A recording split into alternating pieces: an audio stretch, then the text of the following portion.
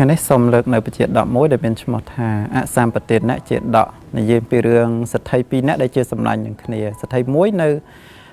នគររាជក្រឹសមានឈ្មោះថាសង្ឃសទ្ធិសទ្ធិមួយទៀតនៅនគរពារាណសីមានឈ្មោះថាបិលយៈសទ្ធិជាសម្លាញ់នឹងគ្នារាប់អានគ្នាស្និទ្ធស្នាលគ្នាណាស់ហើយសទ្ធិទាំងពីរហ្នឹងមានទ្រព្យសម្បត្តិប្រមាណជា80កោដដូចគ្នាហើយនឹងទ្រព្យសម្បត្តិដតីផ្សេងទៀតដល់ថ្ងៃក្រោយមកបលយៈសិទ្ធិនៅនគរពារាណសីនឹងស្រាប់តែជួបវិបត្តិយើងនិយាយថាជាវិបត្តិសេដ្ឋកិច្ចរស់ស៊ីមិនបានអីចឹងទៅត្រូវខាតបង់ធ្លាក់ខ្លួនក្រនៅក្នុងពេលហ្នឹងទៅអញ្ចឹងមិនដឹងថារនណាបានជាទីពឹងក៏នឹកឃើញដល់សម្លាញ់របស់ខ្លួននៅនគររាជក្រឹសអញ្ចឹងក៏នាំប្រពន្ធកូនបរិវាររបស់ខ្លួនទៅកាន់សំណាក់សម្លាញ់របស់ខ្លួននឹងឯងទៅដល់ផ្ទះរបស់សម្លាញ់របស់ខ្លួននឹងឯងក៏សង្ឃសិទ្ធិនឹងបានឃើញបលយៈសិទ្ធិមកកាន់សំណាក់របស់ខ្លួនអញ្ចឹងក៏ទទួលរាក់ទាក់ដោយបាយទឹកនំចំណីឲ្យស្នាក់នៅនឹងប្រមាណជា2-3ថ្ងៃក៏សួរមូលហេតុនៃការមកកាន់សំណាក់របស់ខ្លួនហ្នឹងបលយៈសិទ្ធិក៏រៀបរាប់តាមដំណើរដើមតងរឿងរ៉ាវចេះមួយចុះមួយដែលខ្លួនមកហ្នឹងមកដើម្បីឲ្យសម្លាញ់ឯងហ្នឹងជួយដើម្បីបានទ្រព្យសម្បត្តិខ្លះហ្នឹងទៅប្រកបមុខរបរធ្វើជាដើមទុនរកស៊ីវិញអញ្ចឹងសង្ឃសិទ្ធិហ្នឹងក៏បាននិយាយលោមថានៅសម្លាញ់តែឯងកុំភ័យព្រួយកុំបារម្ភអីចាំខ្ញុំជួយចាត់ចែងទ្រព្យសម្បត្តិឲ្យដល់អ្នកឯងដើម្បីធ្វើជាដើមទុនក្នុងការរកស៊ីសង្ឃសិទ្ធិក៏បានបើកឃ្លាំងទ្រព្យរបស់ខ្លួនបែងចែកទ្រព្យសម្បត្តិហ្នឹងជាពីរចំណែកឲ្យដល់សម្លាញ់របស់ខ្លួន40កោដហើយព្រមទាំងឲ្យទាស័កទាស័យមួយចំនួនហ្នឹងទៅបលយៈសិទ្ធិដើម្បីធ្វើជាដើមទុនក្នុងការរកស៊ីបលយៈសិទ្ធិបានដើមទុនខ្លះអញ្ចឹងក៏ត្រឡប់មកកាន់ផ្ទះសំណាក់របស់ខ្លួនវិញមកដល់ក្រោយមកទៀតបានទ្រព្យសម្បត្តិនឹងហើយក៏ប្រកបមុខរបរផ្សេងក៏បានកាក់កបមានខ្លាយទៅជាសិទ្ធិដោយដើមវិញក្រោយមកទៀតស្រាប់តែសង្ឃសិទ្ធិនៅនគររាជក្រឹសហ្នឹងធ្លាក់ខ្លួនក្រវិញម្ដងដល់ធ្លាក់ខ្លួនក្រមិនដឹងថានឹកឃើញណាថាអាចជួយបានក៏នឹកឃើញដល់សម្លាញ់ដែលខ្លួនធ្លាប់ជួយពីមុននឹងមកនោះបលយៈសិទ្ធិហ្នឹងអញ្ចឹងមានតែសម្លាញ់របស់ខ្លួនទេដែលអាចជួយបានក៏នាំភរិយារបស់ខ្លួនចេញពីផ្ទះរបស់ខ្លួនទៅកាន់ផ្ទះរបស់បលយៈសិទ្ធិមិនទាន់ទៅដល់ផ្ទះសម្លាញ់របស់ខ្លួនទេក៏ទុកដាក់ប្រពន្ធឲ្យនៅក្នុងសាលាឆោតទៀនមួយហើយខ្លួនឯងនាំបរិវាររបស់ខ្លួនមួយចំនួនទៅកាន់ផ្ទះរបស់បលយៈសិទ្ធិហ្នឹង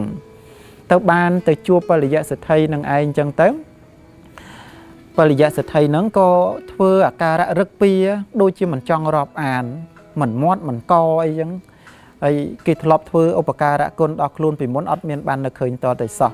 អញ្ចឹងក៏សួរថាសម្លាញ់ឯងមកផ្ទះខ្ញុំហ្នឹងមានការអីបានជាសង្ឃសិទ្ធិប្រាប់ដំណើរដើមតងរឿងរ៉ាវថាខ្ញុំមកហ្នឹងមកចង់ជួបអ្នកឯងចង់ឲ្យអ្នកឯងហ្នឹងជួយខ្ញុំព្រោះឥឡូវខ្ញុំធ្លាក់ខ្លួនក្រអញ្ចេះមួយចុះមួយទៅនៅក្នុងពេលហ្នឹងបលយៈសិទ្ធិក៏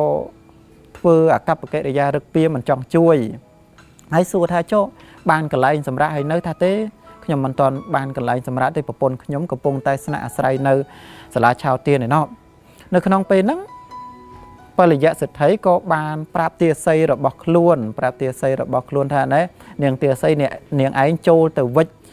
ស្រូវប្រមាណជា4នាលយកមកឲ្យសង្ឃសិទ្ធិហ្នឹងណាបានក៏4នាលហើយសម្លាញ់ឯងចូលចេញពីផ្ទះខ្ញុំទៅដេញគ្នាអញ្ចឹងទៅតែម្ដងនៅក្នុងពេលនោះ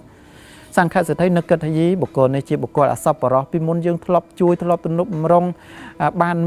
នៅក្នុងពេលនេះដោយសារតែយើងតែចុះពេលនេះហេតុអីក៏ជាបុគ្គលរំឹសគុណជាបុគ្គលទ្រុសមិត្តអញ្ចឹងក៏នឹកឃើញថាតើអញគួរទទួលនៅស្រូវ4នាលពីបរោះនៅអត់នឹកឃើញថាទទួលទៅកុំឲ្យថាបើអញមិនទទួលទៅវានាំឲ្យមានការបែកបាក់មិត្តនាំតែមានការអន់សពន្ធចិត្តទេអញ្ចឹងក៏ទទួលយកស្រូវ4នាលហ្នឹងដើរចេញពីផ្ទះរបស់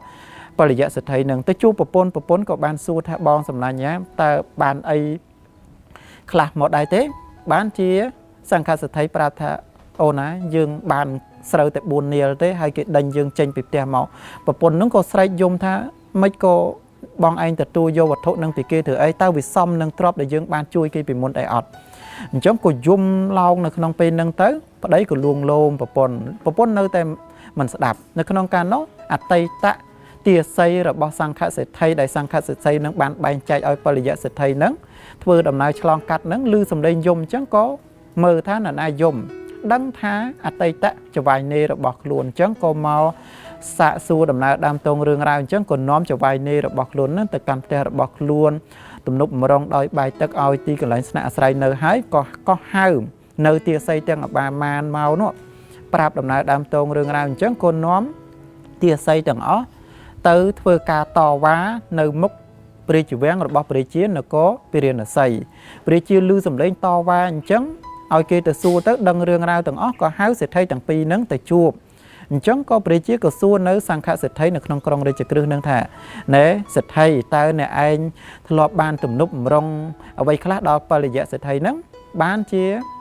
សង្ឃសេដ្ឋីប្រាប់ថាបបិទ្ធព្រះអង្គដ៏ចម្រើនខ្ញុំព្រះអង្គធ្លាប់ជួយ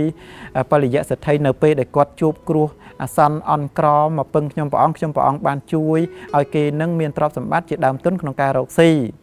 ដល់ពេលអញ្ចឹងព្រះរាជាក៏សួរនៅសង្ឃសេដ្ឋីនឹងចុះសួរនៅជាស្រីសួរនៅបរិយៈសេដ្ឋីនឹងវិញចាបរិយៈសេដ្ឋីឯងហ្នឹងតើគេនិយាយនឹងពិតអត់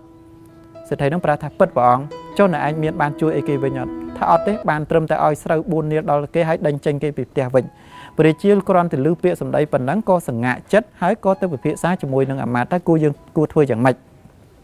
ភាសាចុះឡើងក៏សុខចិត្តបកគលទ្រព្យសម្បត្តិដែល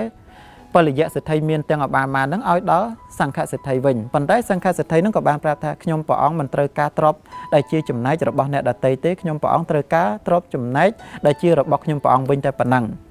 អញ្ចឹងក៏ព្រះរាជាក៏ឲ្យបែងចែកទ្រព្យសម្បត្តិនឹងទៅសង្ឃសេដ្ឋីនឹងជួយទ្រព្យសម្បត្តិបានក៏យកទ្រព្យសម្បត្តិរបស់សង្ឃសេដ្ឋីនឹងទៅវិញទៅហើយបរិយៈសេដ្ឋីនឹងក៏មានទ្រព្យចំណែករបស់ខ្លួនអញ្ចឹងក៏រស់នៅតាមបែបធម្មតាទៅសង្ឃសេដ្ឋីក៏នាំទ្រព្យសម្បត្តិរបស់ខ្លួនដែលខ្លួនធ្លាប់បកគលឲ្យបរិយៈសេដ្ឋីនឹងទៅកាន់ផ្ទះរបស់ខ្លួនប្រកបមុខរបរចិញ្ចឹមជីវិតធ្វើបុណ្យធ្វើទានក៏ទៅតាមយថាកម្មទៅក្នុងនៃសេចក្តីនេះគឺចង់បញ្ជាក់អំពីរឿងយើងរស់នៅជាមួយគ្នាត្រូវតែមានការពឹងពាក់អាស្រ័យគ្នាទៅវិញទៅមកម្ដងគេម្ដងយើងទេញាតិញោមធម្មតាយើងរស់នៅផ្ទះជិតខាងគ្នាម្ដងគេមានធុរៈម្ដងយើងមានធុរៈអញ្ចឹងយើងត្រូវចេះជួយគ្នាទៅវិញទៅមកកុំឲ្យតែថា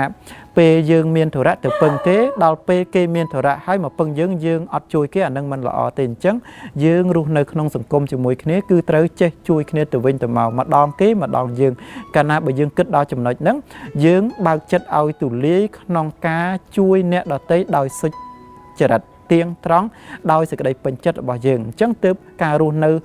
ក្នុងស្រុកក្នុងភូមិផងបងជាមួយគ្នាទើបបាននៅសេចក្តីសុខសូមអនុមោទនា